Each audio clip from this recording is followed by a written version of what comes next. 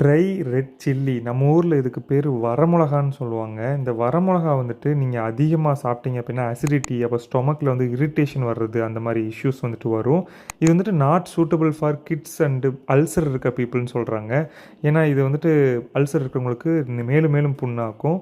அதே மாதிரி இது வந்துட்டு ஒரு ட்ரையான ஒரு பிளேஸில் தான் நீங்கள் ஸ்டோர் பண்ணி வைக்கணும். ஏர் டைட்டாக, அதாவது இது வந்து ஈரப்பதம் ஆகாத மாதிரி தான் ஸ்டோர் பண்ணி வைக்கணும். ஸோ கெட்டதுன்னு இருக்கும்போது நல்லது கண்டிப்பாக இருக்கும் இல்லையா? அதே மாதிரி இது வந்துட்டு நம்ம டேஸ்ட் அண்ட் அரோமாக்காக யூஸ் பண்ணுறாங்க. ஆத்தென்டிக் இந்தியன் ஃப்ளேவருங்க இது. அது மட்டும் இல்லாமல் நேச்சுரல் ரெட் கலர் இருக்கிறனால இது நிறையா குழம்புலையும் சட்னிலையும் வந்துட்டு யூஸ் பண்ணுவாங்க. இது நேச்சுரல் ப்ரிசர்வேட்டிவாக வந்துட்டு இந்த ஊறுகாயிலெல்லாம் வந்துட்டு பயன்படுத்துவாங்க.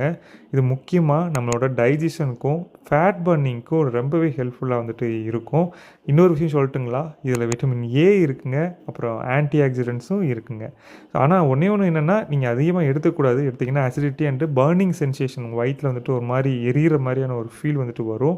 நீங்கள் ஒரு சில சமயத்தில் வந்துட்டு பார்த்துருப்பீங்க, ஹாட் ஆயிலில் போடும்போது ஒரு ஸ்மோக்கி ஃப்ளேவர் வந்துட்டு வரும். அந்த ஸ்மோக்கி ஃப்ளேவர் இதனால் மட்டும்தான் கொடுக்க முடியும். ஸோ இதை வந்துட்டு நீங்கள் உங்கள் கிச்சனில் யூஸ் பண்ணியிருக்கீங்களா, இல்லை யூஸ் பண்ணுறத பார்த்துருக்கீங்களா அப்படின்றத மறக்காமல் கமெண்ட்டில் சொல்லுங்கள்.